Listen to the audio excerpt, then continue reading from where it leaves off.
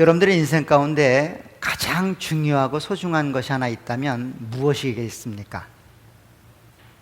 누군가가 여러분들에게 당신의 인생 가운데, 당신의 삶 가운데 가장 중요한 거 하나를 적어보십시오 라고 하면 어떤 내용을 적으시겠습니까?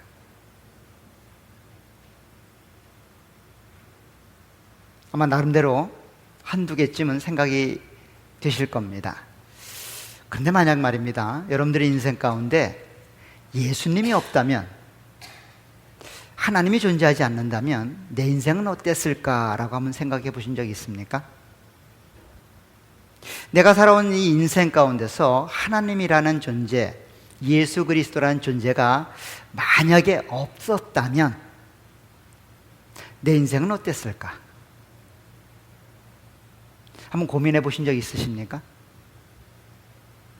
아마 아무런 변화 없이 똑같을 것이다 라고 생각하는 분도 계실 것이고, 어떤 분들은 아마도 내 인생 전체가 없어지는 것처럼 그렇게 허무하게 생각되실 수도 있을 것이고, 뭐 그렇지는 않겠지만 그 중에는 내 인생이 더 화려하고 복됐을 것이다 라고 생각하는 사람들도 있으리라, 그렇게 추측이 됩니다. 여러분들은 어디에 속해 있으십니까? 만약에 예수 그리스도가, 하나님이 내 인생 가운데 없다면 그동안 살아왔던 나의 인생, 지금까지 살아왔던 나의 인생이 어땠을까? 전도자는 그런 마음가짐을 가지고 전도서를 시작했고 전도서를 끝맺고 있습니다. 전도자에게 하나님이란 그런 존재입니다. 메시아란 그런 존재입니다. 만약 전도자가 이 땅을 그렇게 화려하고 위엄 있게 아름답게 삶을 살았지만 그 삶 가운데서 하나님이 없는 인생은 허무하고 헛되다는 겁니다. 전도자는 만약에 내 인생 가운데 하나님이 안 계신다면 내 인생은 정말로 허무하고 헛되다고 그렇게 이야기하고 있습니다. 그래서 전도서 시작이 허무하고 헛된 것이고 결론이 허무하고 헛된 것입니다. 그리고 오늘 마지막 부분에 다다라서 전도자는 다시 한번 그 허무하고 헛된 인생을 회복하는 방법, 인생이 의미 있고 가치 있게 살아갈 수 있는 그 유일한 방법에 대해서 강조하고 권면하고 촉구하고 있습니다. 오늘 저와 여러분들은 이제 마지막 25번째더라고요. 마지막 전도서를 나누게 됩니다. 특별히 마지막 3절을 통하여 전도자가 그렇게도 우리에게 원했던 것, 전도자가 그렇게도 우리에게 갖기를 소망했던 것, 그것에 대해서 함께 나누도록 하겠습니다. 사실 조금 전에 말씀드렸던 것처럼 전도자의 마음, 전도서를 기록하면서 그 전도자가 가지고 있었던 마음은 한 가지입니다. 이 땅에 살아가는 삶은 허무하고 헛되다는 겁니다. 허무함과 헛됨을 끊임없이 반복하여 강조하고 있습니다. 1장 2절부터 시작하여 그는 5번이나 인생이 허무하다라고 하는 것들을 강조했고, 오늘 결론에 있는 12장 8절에서도 3번이나 반복하여 허무하고 헛된 인생임을 강조하여 설명했습니다.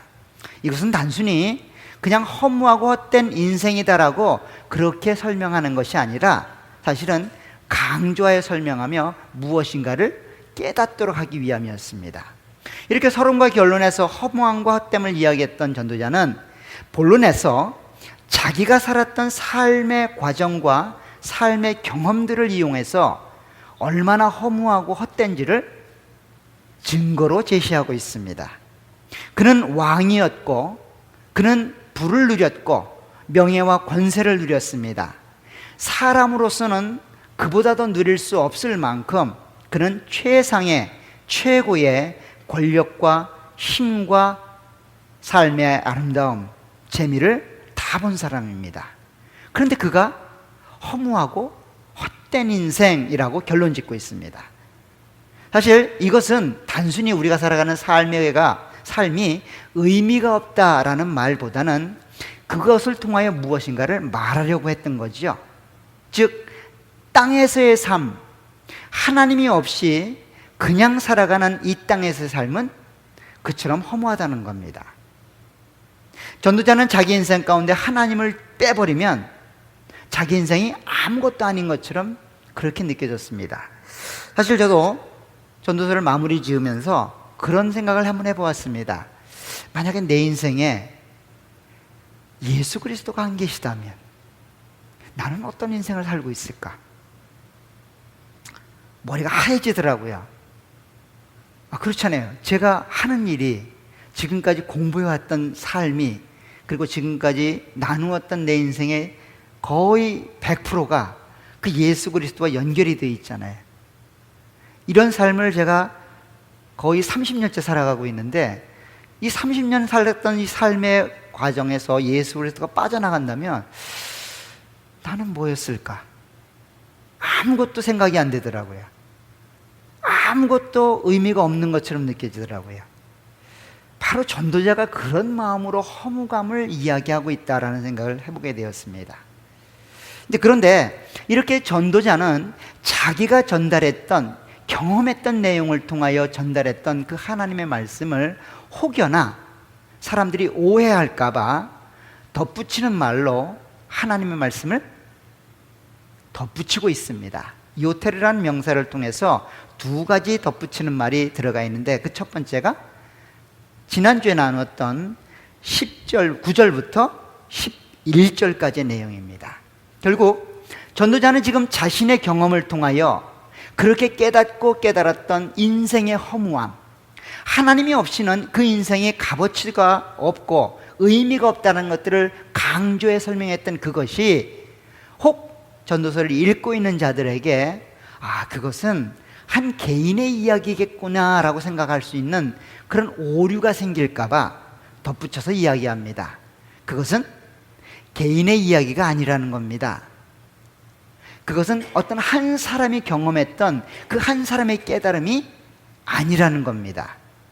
그것은 곧 한 목자 되신 하나님께서 그렇게 베풀어 주시고 허락해 주신 계시의 말씀이었다는 겁니다. 지금 전도자가 허무에 대해서 이야기를 하고 있지만 이 허무함은 하나님의 계시였다는 겁니다. 그래서 오늘 본문을 보면 이렇게 되어 있습니다. 11절에 보면 지혜자들의 말씀들을 찌르는 채찍들 같고 회중의 스승들의 말씀들은 잘 박힌 못 같으니 다 한 목자가 주신 바니이다. 즉 한 목자 대신 하나님이 주신 계시의 말씀이었다는 겁니다. 물론 그 계시의 말씀이 전달되는 방식에 있어서는 굉장히 다르지요. 이미 여러 번 제가 반복하여 말씀드렸던 것처럼 하나님이 직접 역사하시는 내용을 기록했던 역사서나 하나님의 말씀을 직접 받아서 전달했던 선지서의 말씀이나 그 내용 방식은 조금씩 다르다고 했습니다. 우리가 읽고 있는 이 지혜서, 시가서는 더 방식이 좀 달라서 하나님이 역사하신 내용이나 하나님의 말씀을 선포했던 내용이 이루어지는 현상 속에서 그 하나님을 마음으로 깨닫고 마음으로 경험했던 사람의 그 신앙 고백 같은 내용을 계시의 말씀을 이용해서 하나님이 쓰고 있다는 거예요. 비록 전도자였던 솔로몬의 경험이 이 모든 책의 내용의 주류를 이루지만 그것은 한 사람의 경험이 아니라 하나님이 그 지혜자였던 솔로몬의 경험을 이용해서 하나님의 뜻을 드러내 보이시는 겁니다. 그래서 지금 전도자는 자기의 경험을 쓰고 있지만 이 책의 말은 자기가 경험했던 내용을 쓴 한 사람의 이야기가 아니라 하나님이 하나님에 대해서 우리 가운데 설명하기 위하여 자기의 경험을 이용하고 있다는 거예요. 그래서 스승이란 말도 필요한 것이고 지혜자란 말도 들어오게 되는 겁니다. 스승과 지혜는 굉장히 다릅니다. 그 전달하는 방식도 굉장히 다르죠. 지혜자는 지혜를 나누면 됩니다. 스승은 어떻습니까? 가르쳐 살게 해야 되는 책임이 있습니다. 다르지만 그 한 목자가 주신 내용을 전달하고 있다는 거예요. 그래서 지금 허무감을 이야기하고 있고 인생의 그 허무감을 자신의 경험을 통해서 설명하고 있지만 이거는 자신의 경험담이 아니라 하나님의 계시의 말씀이라는 거예요. 하나님이 나의 삶을 이용해서 하나님이 하시고자 하는 말을 쓰고 있다는 겁니다. 그게 뭡니까? 전도서죠. 전도서 12장까지에 관한 이야기는 전도자가 경험했던 이야기를 쓰고 있지만 그것은 전도자가 임의로 쓴 것이 아니라 하나님께서 이 땅을 살고 있는 모든 하나님의 백성들에게 인생의 가치와 의미를 전달하기 위하여 솔로몬의 인생을 사용하고 계시다는 겁니다. 그것을 덧붙이고 있는 거예요. 특별히 허무감이라고 이야기했을 때 많은 자들에게는 반감을 가질 수밖에 없습니다. 이 전도서에 대한 반감을 갖고 있는 그 독자들에게, 그 하나님의 백성들에게 이 말씀이 허무감을 다루고 있고, 더 나아가서 한 사람의 인생 속에서 경험된 이야기를 그렇게 다루고 있지만 그것은 한 개인의 이야기도 아니고 허무감을 심어주기 위한 이야기도 아니고 하나님께서 하시고자 했던 하나님의 말씀을 전달하고 있다는 겁니다. 그것이 결론을 내리고 전도자가 덧붙여 하는 말 중에 첫 번째 내용이었습니다. 그러니 여러분들은 전도서를 읽을 때 무엇을 마음에 염두에 둬야 될까요? 전도자였던 솔로몬에 대해서 마음의 염두를 둬야 될까요? 아니면 그 전도자가 썼던 인생의 경험들을 마음에 둬야 될까요? 아니죠. 그것들을 이용하는 하나님이 마음에 있으셔야 됩니다. 하나님이 여러분들 마음속에 중심에 자리 잡고 그 하나님이 도대체 이 솔로몬의 인생을 통해서 무엇을 말씀하시려 하시는지, 솔로몬이 경험했던 인생의 허무감을 통하여 하나님 도대체 무엇을 우리 가운데 얻기를 원하시는지 그것에 관심을 두고 글을 읽어야 됩니다. 그러지 않으면 그냥 우리는 이 전도서의 이야기를 솔로몬의 이야기로 취급할 수밖에 없다는 거죠. 그리고 허무감을 가지라는 거구나 라고 거기서 멈출 수밖에 없는 거죠. 그것이 아니라 하나님께서 원하시는 것은 이 땅에서 하나님 없으면 아무런 의미가 없는 인생을 살다 간다는 겁니다. 하나님이 빠진 인생은 nothing이라는 거예요. 여러분들이 지금 마음속에서 예수 그리스도가 사라지면 내 인생에 아무것도 없다라고 그렇게 생각되는 것이 정상이라는 겁니다. 그렇게 생각되지 않는 사람이 이상하다는 거예요. 그렇게 살아서는 안 된다는 겁니다. 하나님이 없어도 내 인생에 아무것도 변화가 없을 것 같다. 하나님이 있든 없든 내 삶에 아무런 변화가 없을 것 같다. 그러면 안 된다는 겁니다. 오늘 전도자가 경험했던 것처럼 하나님이 없는 인생은 헛되고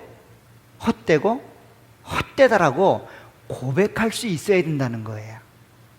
지금 하나님이 그런 존재라는 겁니다. 그런 존재로 여러분들에게 전도서를 읽고 나면 그렇게 인생 가운데 하나님이 여러분들의 인생 속에 자리해야 된다는 거예요. 그것이 전도자가 하나님을 통하여 받았던 말씀이고, 오늘 하나님이 전도자였던 솔로몬의 인생을 통하여 하시고자 하는 내용입니다. 이 목적이 오늘 두 번째 덧붙이는 말에 사용이 됩니다. 오늘 두 번째 덧붙이는 말은 12절부터 시작되는데, 내 아들아 또 이것들로부터 경계를 받으라 라는 말로 시작이 됩니다. 사실 지난 시간에 말씀드렸던 것처럼 덧붙이는 말이라고 소개되는 명사 요테르라는 단어가 이 12절에도 있어요. 근데 한글개혁 성경에는 빠져버렸죠. 즉 두 번째 내용, 결론 중에 결론이겠죠. 허무한 인생이라고 자기의 인생을 통해서 말했던 그 전도자가 하나님의 계시를 받아서 썼던 그 내용 속에서 잊어버리지 말고 반드시 기억하고 반드시 간직해야 될 한 내용이 있는데 그것에 대해서 쓰겠다는 겁니다. 그래서 내 아들아 이것들로부터 경계를 받으라 라는 말로 쓰고 있는 거예요. 사실 이것들로부터 경계를 받으라 이 말도 사실은 의역입니다. 직역을 하면 이것에 더하여 경계를 삼으라 이런 뜻이에요. 이것에 더하여 경계를 삼아야 될 내용을 제가 앞으로 좀 쓰겠는데, 이것에 더하여 라는 말은 지금까지 했던 많은 내용 플러스 이 이야기라는 겁니다. 그렇죠? 결국 전도자는 이 두 번째 내용을 통해서 가장 중요한 내용, 전도서를 읽고 다 잃어버려도 이것만은 기억을 해야 된다라고 하여 그렇게 쓰고 있는 내용입니다. 그 내용을 반드시 전도서를 읽는 사람들은 간직해야 된다는 겁니다. 그 내용이 뭘까요? 13절에 보면 일의 결국을 다 들었으니 하나님을 경외하고 그의 명령들을 지킬지어다. 이것이 모든 사람의 본분이다 라고 말합니다. 즉 여호와를 경외하는 것이다 라고 이야기를 합니다. 여호와를 경외하는 것이 곧 우리가 이 땅을 살고 있는 모든 인류가, 그리고 전도서를 읽고 있는 모든 사람들이 도달해야 될 최종 목적지라는 겁니다. 최종 목적지는 뭐예요? 여호와를 경외하는 겁니다. 다른 말로 하면 하나님을 소유하는 겁니다. 하나님이 여러분들 인생 가운데 자리하게 되는 거예요. 하나님을 여러분들의 것으로 삼는 겁니다. 여러분들 인생의 중심에 하나님이 계시지 않는다면, 그렇기 때문에 여러분들 인생은 어떨까요? 허무한 거죠. 오늘 전도자가 허무하다라고 이야기하는 것처럼. 그래서 전도자는 이야기했습니다. 헛되고 헛된 인생은 해 아래에서의 삶이라는 거예요. 해 밖에 계신 하나님을 이해하지 못하고 그 하나님의 주권과 하나님에 대해서 깨닫지 못하는 인생은 이 땅에서 아무리 유능하고 아무리 위대하고 아무리 많은 성과를 올렸어도 그 인생은 허무하다는 겁니다. 아무런 의미가 없다는 거예요. 지금 전도자는 그것을 이야기하는 겁니다. 그런데 전도자는 그 이야기를 막바로 나가는 게 아니라 인간들의 실수와 연약한 점들을 설명합니다. 오늘 덧붙이는 말로 이것들을 기억하라고 이야기해놓고 전도자는 이렇게 쓰고 있습니다. 많은 책들을 짓는 것은 끝이 없고 많이 공부하는 것은 몸을 피곤하게 하느니라. 책을 짓고 공부하는 그 모든 활동들이 의미가 없다는 겁니다. 더 나아가서는 피곤한 인생을 만든다는 겁니다.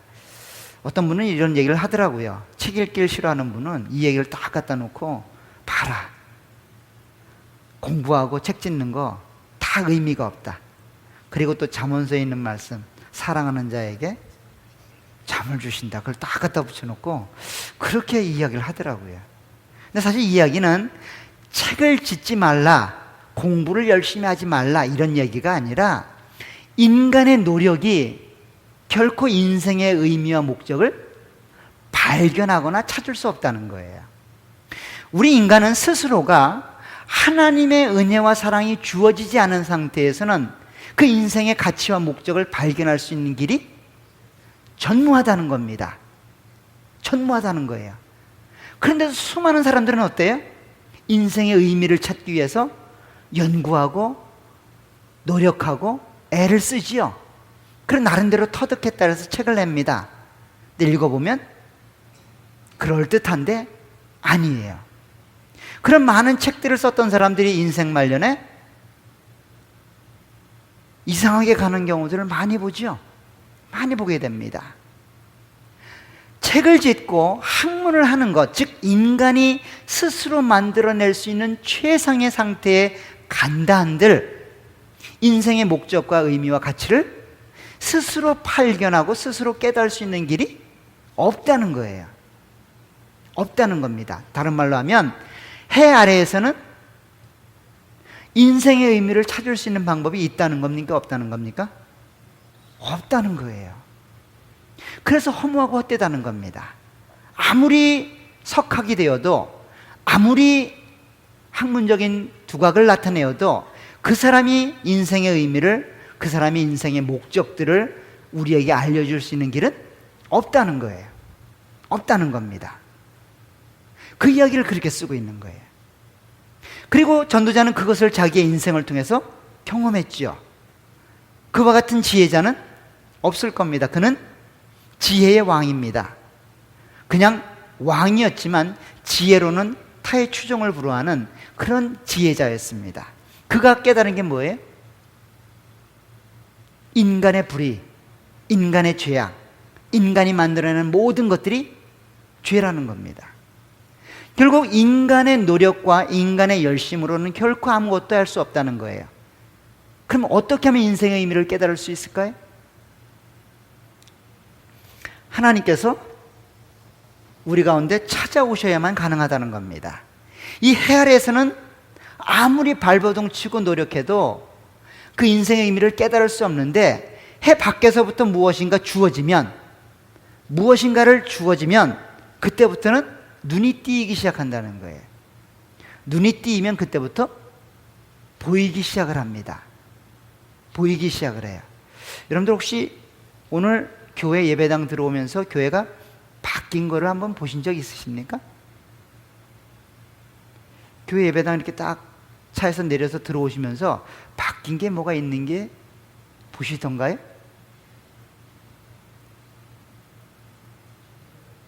안 보이죠? 사실은 화단을 깨끗하게 정리를 했거든요. 화단이 얼마나 깨끗한지 모르겠어요. 나갔다 이단 보세요. 아, 이렇구나. 사실은 거기가 다 풀밭이었거든요. 뭐 풀밭이었는지도 몰랐는데 풀밭이 정리가 됐은 걸 알 리는 더 없겠지만, 풀밭을 정리한 사람들은 알죠. 와, 깨끗하구나. 깨끗하구나. 아마 나가면서 한번 보시게 될 겁니다. 그러면 깨끗해졌구나 라고 생각하실 겁니다. 그 깨끗해졌다고 느끼는 거는 여러분들이 봤기 때문인가요? 아니면 제가 알려줬기 때문인가요? 아까 봤어요, 그죠? 봤는데 몰랐어요. 제가 알려주니까 보이는 거죠. 인생의 의미도 마찬가지입니다. 하나님이 밖에서부터 무엇인가를 전달해주고 무엇인가를 심어줘야만 그때부터 보이는 거예요.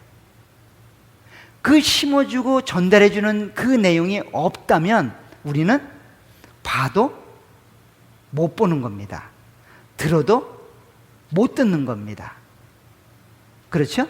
그게 이사야 선지자가 말했던 내용이고, 그것이 예수님이 오셔서 그렇게 외부로부터 무엇인가를 심어주는 일들, 복음이고 생명이죠. 이 일을 하나님이 하신다는 겁니다. 이 일을 하나님이 하셔야만 된다는 겁니다. 그래서 오늘 13절에 보면 일의 결국을 다 들었으니 하나님을 경외하고 그의 명령들을 지킬지어다 라고 말합니다. 일의 결국을 다 들었다는 겁니다. 이 말도 사실은 의역인데 이 말입니다. 말이 끝났다. 말이 끝났다. 더 이상 할 말이 없다. 모든 것이 들려졌다. 이 말이에요. 그리고 모든 것이 들려졌으니 이제는 그 들려진 대로 살아가라는 거예요. 그 들려진 내용이 뭐라는 겁니까? 여기 13절에 뭐라는 거예요? 여호와를 경외하라는 거예요. 우리 인생 가운데 가장 의미가 있으려면 어떻게 해야 된다는 겁니까? 여호와를 경외하는 겁니다.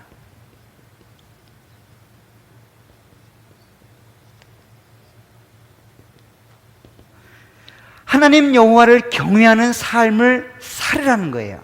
지금 전도자가 그렇게 허무감을 이야기했고 자기의 인생을 통해서 경험했던 내용들을 써왔던 이유는 이겁니다. 이런 삶을 살아라는 거예요. 이 삶을 살지 못하면 그동안 들었던 모든 내용이 잘못 전달이 된 거라는 거예요. 이 여호와를 소유하지 못한 인생을 살게 된다면 그것만큼 허무한 인생은 없다는 겁니다. 그것만큼 실패한 인생은 없다는 거예요. 만약에 여호와를 경외하는 삶을 여러분들 가운데 살고 있다면 그것만큼 성공한 인생은 없다는 거예요. 그것만큼 가치 있는 인생을 살아가는 사람은 없다는 겁니다. 그러니 기뻐하고 감사하고 그 삶을 지속해서 살아가라는 거예요. 전도자를 읽은 사람이라면 여호와를 소유한 마음으로 그렇게 삶을 살아가라는 겁니다. 그래서 우리 인생의 최고의 가치, 우리 인생의 최고의 목적은 뭘까요? 이 여호와를 소유하는 겁니다. 이 하나님을 여러분들의 하나님으로 맞이하는 겁니다. 그것이 여러분들의 목표가 되셔야 돼요. 그것이 여러분들 인생의 최고의 목적이 되셔야 됩니다. 왜 그럴까요? 그것이 없는 인생은 허무한 인생이기 때문입니다. 그것이 빠져버린 인생은 아무것도 아니기 때문이에요. 마치 여러분들이 내 인생 가운데 예수님이 없으면 나는 뭘까? 아직까지도 내 인생이 아무것도 아니구나라는 생각이 안 드신다면 빨리 그 하나님을 소유하시기를 부탁을 드립니다. 그것이 인생을 성공하는 비결이고 그것이 여러분들의 인생을 가장 가치 있게 살아가는 유일한 방법입니다. 그것 없으면 아무것도 없습니다. 제 말이 아니라 성경의 말이에요. 그 여호와를 경외한다는 것, 즉 하나님을 소유하여 그분을 경외하는 삶은 우리 인생 가운데 누릴 수 있는 최고이고 최선의 삶입니다. 그런 삶이 여러분들의 있기를 간절히 부탁을 드립니다. 저의 목적은 여러분들이 그런 삶을 살 수 있도록 여러분들을 돕는 겁니다. 여러분들이 하나님을 사랑할 수 있도록 최대한 여러분들에게 길들을 제시하는 겁니다. 그거 이외에는 저에게 어떤 사명이 있을까요? 없어요. 제가 존재하는 목적은 그거 하나입니다. 제가 존재하는 목적은 누구 때문에 존재하는 겁니까? 여러분들 때문에 하나님이 저를 이곳에 세웠단 말이에요. 하나님이 하나님에 대해서 여러분들이 똑바로 알라고 저를 이곳에 세웠단 말이에요. 그러니까 여러분들이 자꾸 저를 이용하셔야 돼. 저를 이용하셔야 된다고요. 하나님에 대해서 자꾸 물어보시고 하나님에 대해서 자꾸 알려고 저를 통해서 목사님은 목사님이고 내 인생은 내 인생이지 뭐. 목사님에게 전화하면 괜히 잔소리만 듣지 뭐. 목사님 바쁜데 뭘 자꾸 이런 거 갖고 귀찮게 굴어. 이게 아니고요. 어쨌든 저를 이용하셔야 된다고요. 여러분들이. 한 번도 그런 생각 안 해보셨잖아요. 그죠? 목사님한테 어떻게 뭐 이용하고 뭐 그런 얘기를 쓸 수가 있어. 근데 하나님이 여러분들의 인생 가운데 가장 소중하고 가장 가치 있는 그 내용이 되려면 그 하나님에 대해서 알아야 되고 그 하나님에 대해서 깨달아야 됩니다. 그 일을 하나님이 저를 통해서 하고 계시다는 거예요. 한 방편이죠. 한 방편입니다. 그러면 여호와를 경외하는 사람은 어떤 사람일까요? 여호와를 경외한다라고 말할 때 그 경외하는 사람의 삶의 모습은 어떤 모습일까요? 오늘 13절 하반절에 보면 이렇게 되어 있습니다. 하나님을 경외하고 그의 명령들을 지킬지어다. 즉 여호와를 경외하는 삶은 명령을 순종하는 겁니다.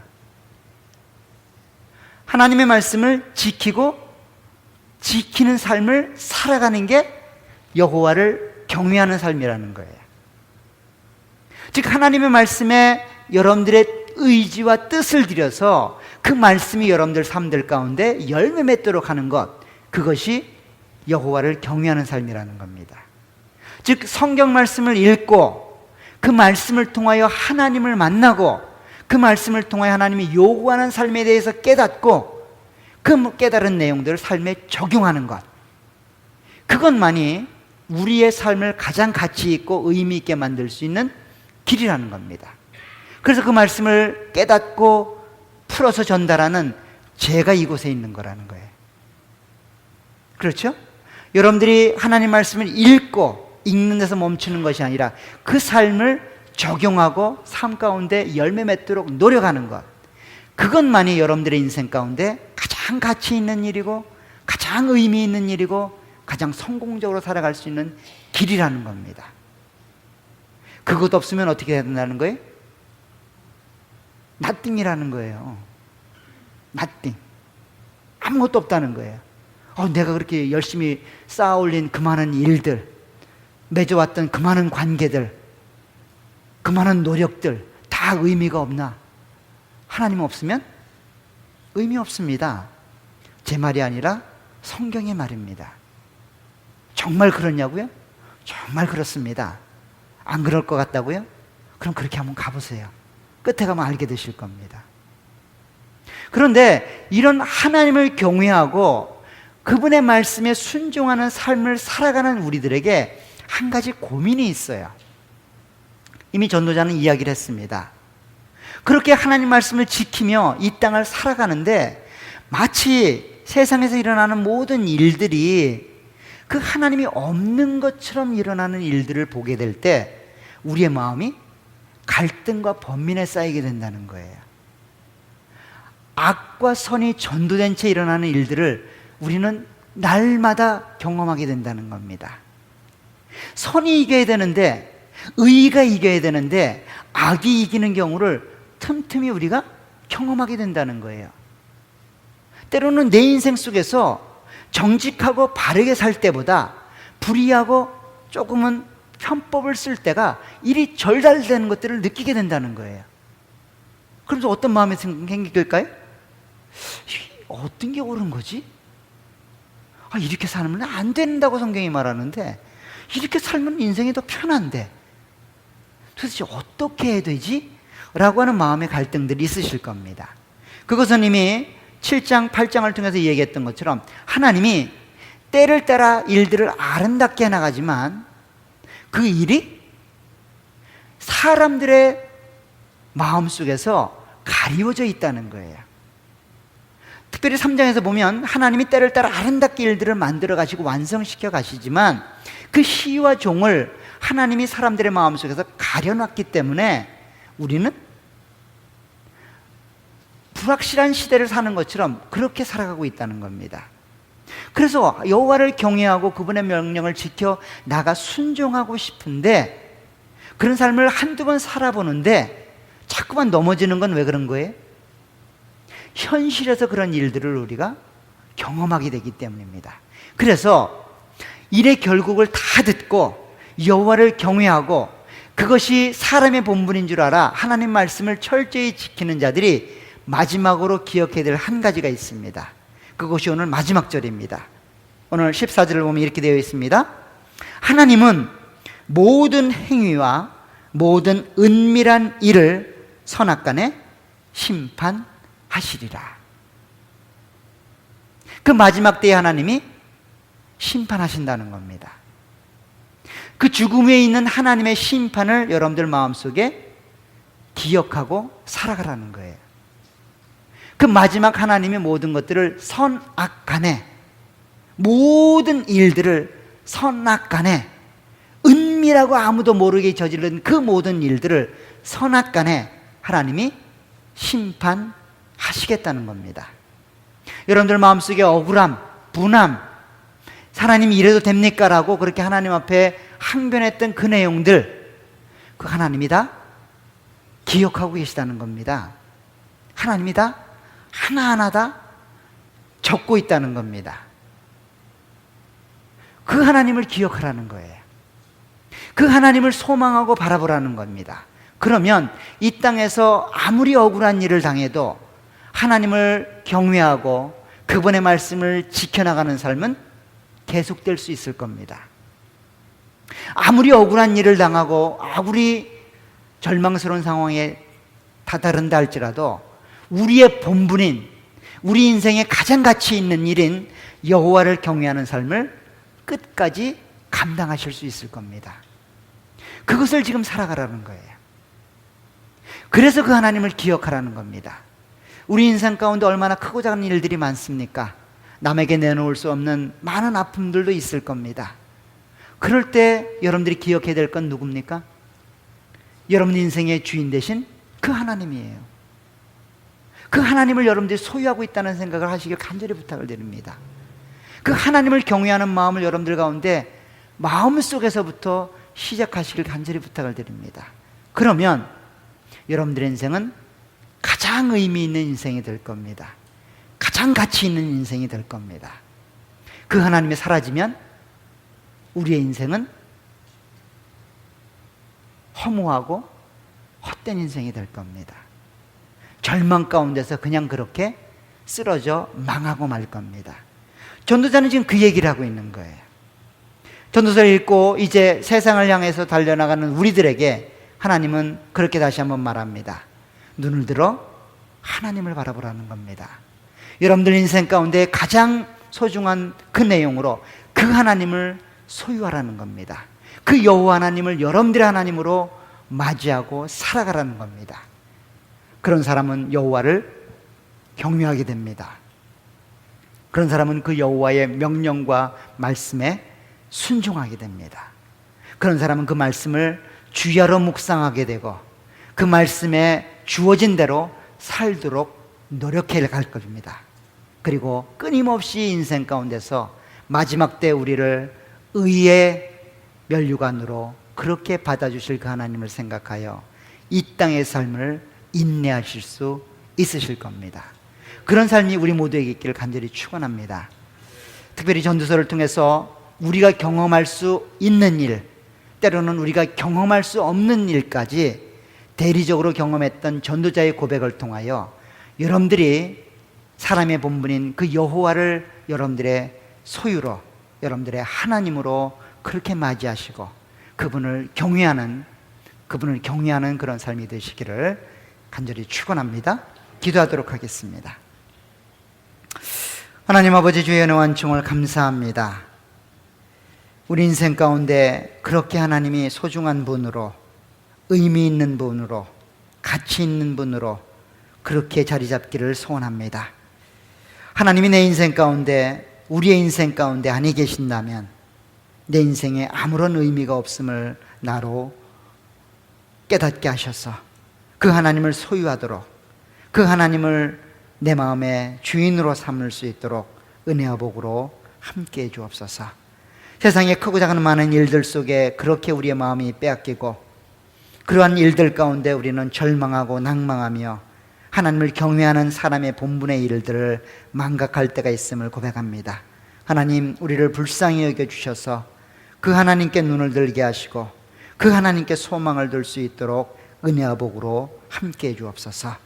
그래서 우리 가운데 베풀어 주신 그 은혜가 참으로 크고 놀랍다고 하는 것들, 감사의 고백이 우리 가운데 나올 수 있도록 하나님이 은혜로 함께해 주옵소서.